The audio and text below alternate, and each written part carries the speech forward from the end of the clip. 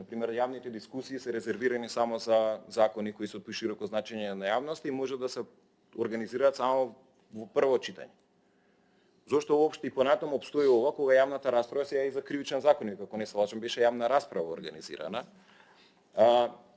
Како се одбира да се прави едно а друго, зошто постојат и јавни расправи, јавни дискусии, што е поентата, што е целта за сето тоа, апсолутно е нејасно. И зошто обстои ова и понатаму и од претходните деловници постои сега. Да го надоврзам, аз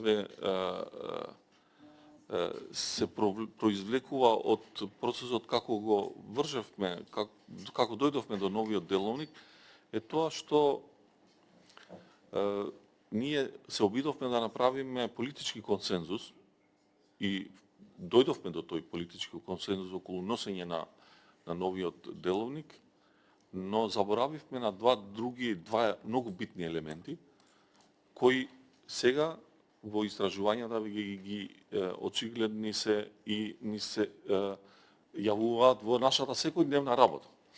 Тоа е ги заборавивме да ги вклучиме експертите наши во службата и второ академската јавност.